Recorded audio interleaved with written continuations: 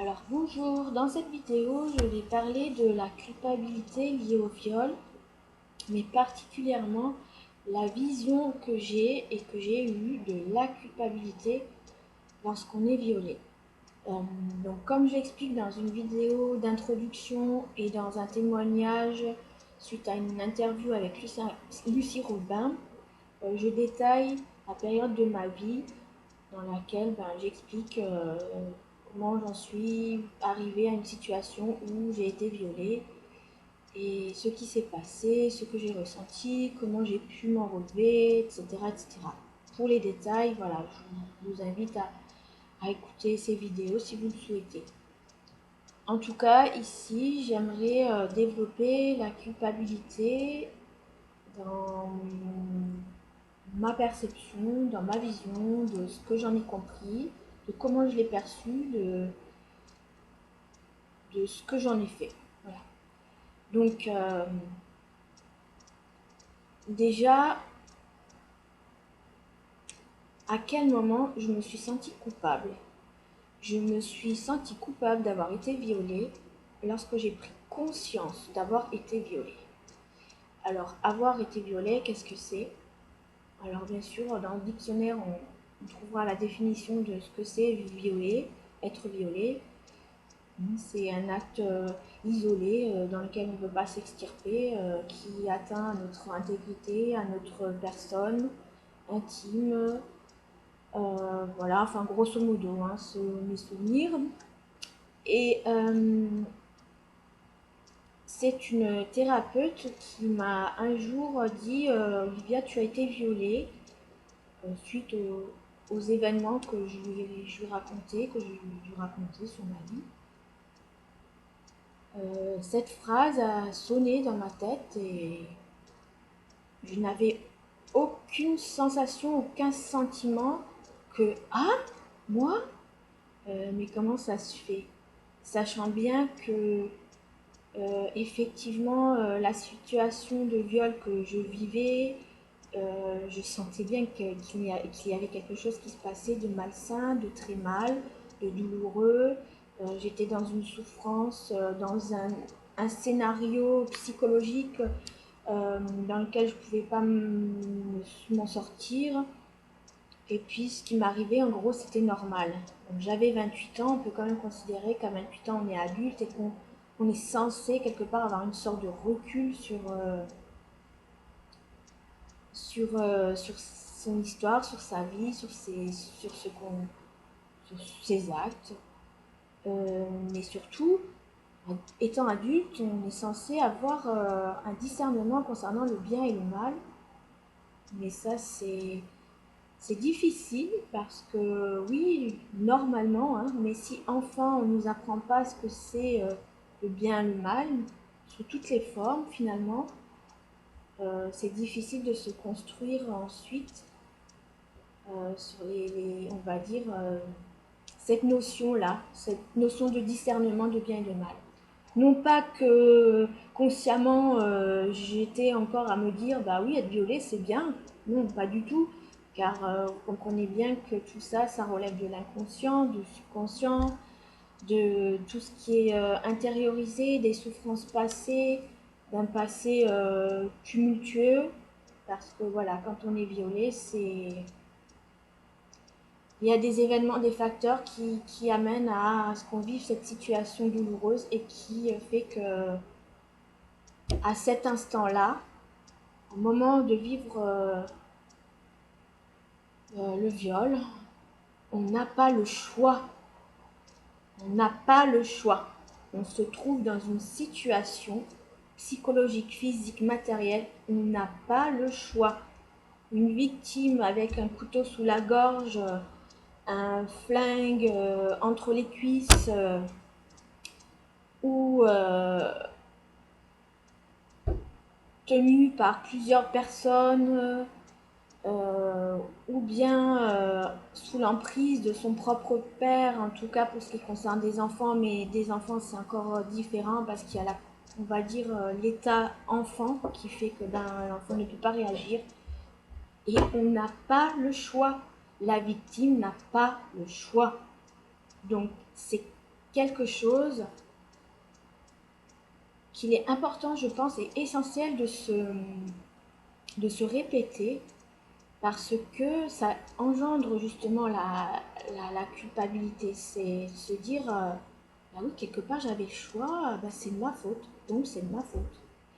Euh, Lorsque j'étais en train de me poser la question, porter plainte, ne pas porter plainte, je me suis dit, je ne sais pas comment faire, quoi faire. Je vais voir une psychiatre, une psychanalyste, voilà, pour m'aider parce que je ne savais pas quoi faire.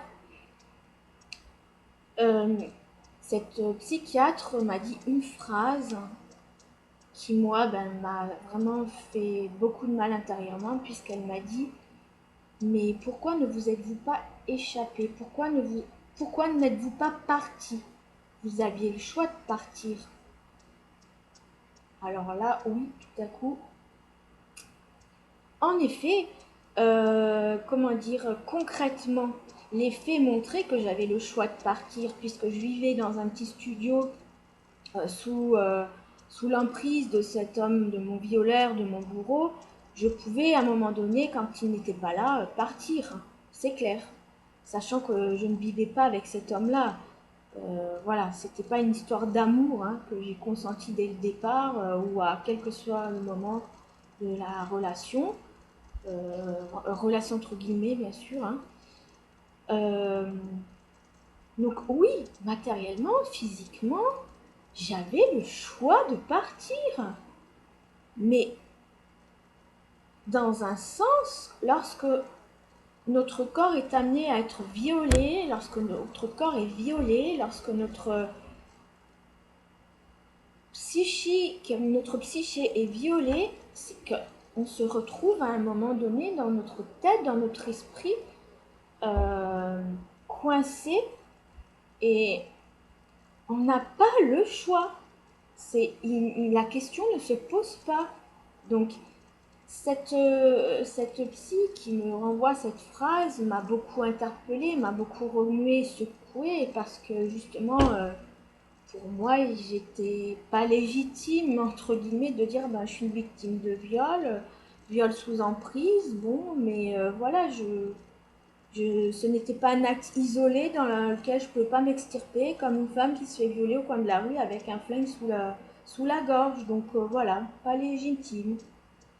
Finalement, ça rejoint un petit peu les victimes violées dans leur couple par leur mari, où la culpabilité est de mise à tout va.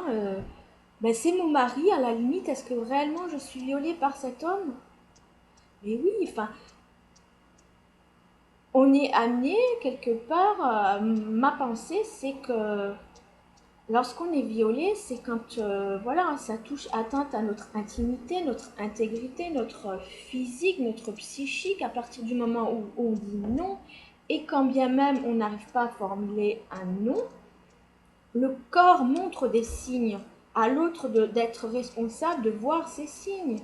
Et quand la victime se débat ou au contraire, elle ne se débat pas, elle se laisse complètement faire. Ce qui a été mon cas dans le sens où je fermais les yeux pour m'extirper de mon corps, pour laisser voler mon esprit ailleurs. Il ne fallait surtout pas que j'ouvre les yeux, que je vois ce qui se passe, parce que c'était douloureux, trop dur, je pouvais pas, je ne savais pas quoi faire.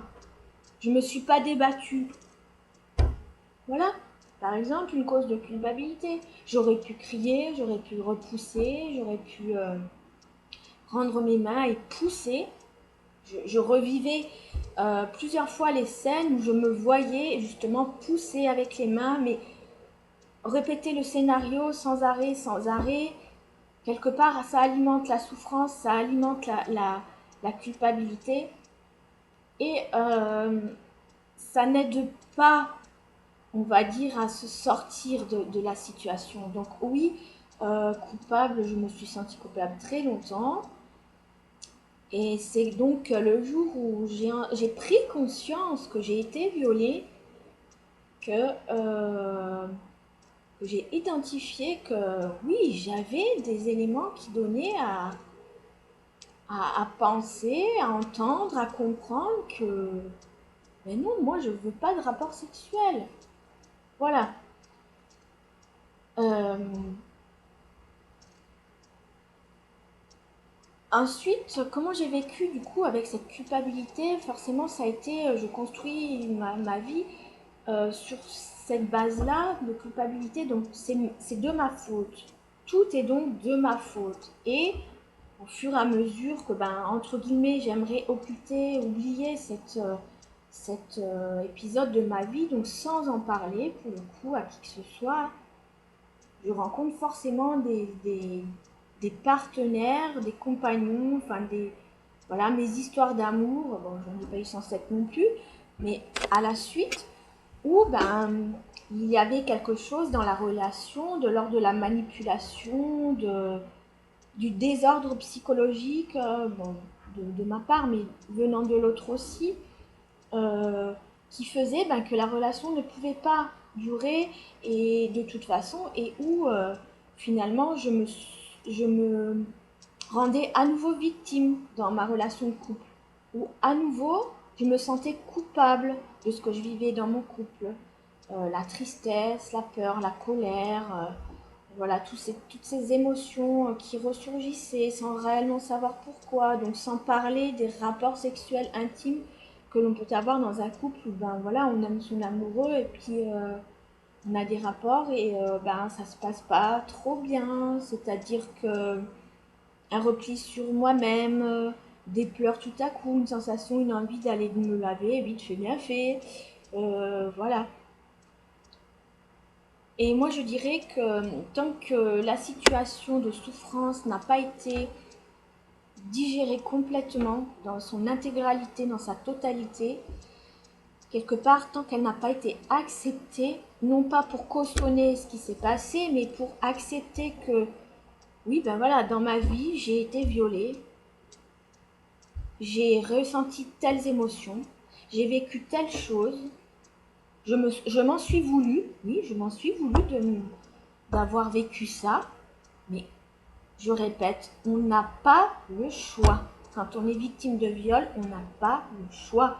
À cet instant-là précis, à ce moment présent, les conditions psychiques, physiques qui vous entourent et qui vous sont propres ne permettent pas que vous puissiez vous sortir de cette situation ou qui ne permettent pas que vous puissiez vous en échapper. Donc vous n'avez pas le choix, on n'a pas le choix, c'est ma vision des choses. Et pour cette raison-là essentielle, ne culpabilisez pas. Ne cherchez pas des excuses, ne justifiez pas j'aurais pu et si et cela et ah enfin voilà, vous n'avez pas le choix. Donc j'ai perdu le fil de ce que je voulais dire, mais c'est pas grave. Le tout, c'est qu'à cet instant présent, il s'est passé ça. J'ai souffert ça, j'ai ressenti ça. Aujourd'hui, qu'est-ce qui se passe? Eh bien déjà, je ne veux plus me sentir coupable d'avoir été victime un jour. Dans ces circonstances-là, je veux sortir de cette culpabilité. Je ne veux plus me sentir coupable et donc je ne veux plus continuer à vivre ma vie et me présenter dans des situations où constamment je me sens fautive. C'est de ma faute, c'est à cause de moi. Tout ce qui m'arrive de mal, que ce soit dans le domaine professionnel, personnel, privé, sentimental, voilà, je ne veux plus être victime et je ne veux plus être considérer que c'est de ma faute. J'ai envie d'y mettre un peu de responsabilité et de... Quand je dis de responsabilité, attention, ce n'est pas de culpabilité, hein, non pas qu'on se sent, non pas qu'on doive se sentir responsable de ce qu'on a vécu, hein, toujours pareil, hein, c'est la culpabilité, la limite elle est vraiment infime, mais c'est mettre la part de responsabilité dans ce qui a été vécu de douloureux, de souffreteux et de dire voilà qu'est-ce que j'en fais aujourd'hui. Et c'est ce pourquoi je vais créer des vidéos et en parler, expliquer mon expérience tout simplement. Moi, qu'est-ce que j'ai décidé de faire avec cet épisode de ma vie, parce que c'est quand même un thème qui me suit, dans le sens où ma vie, elle est amenée à m'envoyer des signes sur le sujet, et où je me dis, je peux pas rester sans rien faire et ne pas en parler. Moi, je me suis relevée, c'est possible de s'en relever, hein, ça demande énormément, hein, de soi, sur soi, de travail sur soi, de compréhension. Je dirais que la culpabilité, à partir du moment où je l'ai comprise, alors déjà, numéro un, je me suis sentie coupable dès lors où j'ai pris conscience que j'ai été violée. Ensuite, numéro 2, j'ai tenté de comprendre ce que c'était la culpabilité, de comprendre les événements passés, douloureux. Et ensuite, j'ai pu accepter et intégrer l'histoire. Et ensuite, j'ai pu en faire quelque chose et me libérer de cette culpabilité. Parce que il est bien clair que la culpabilité bloque et freine énormément dans notre propre expérience future, enfin dans notre, comment dire, dans notre projection au futur, et puis même plus que ça, la culpabilité nous bloque et nous freine dans l'instant présent. L'instant présent, ça va être, je vais me poser des hésitations, des doutes, parce que j'ai peur, parce que je suis envahie de cette culpabilité. Et si je fais mal, et si à nouveau il m'arrive un truc, et si, voilà. On refait le monde avec des si, on est bien d'accord. Bon, avec le recul, il est facile de m'exprimer comme je m'exprime, quand bien même hein, j'ai encore des petits résidus, mais bon, voilà, j'y travaille toujours. Et ce que j'ai vraiment envie de dire, c'est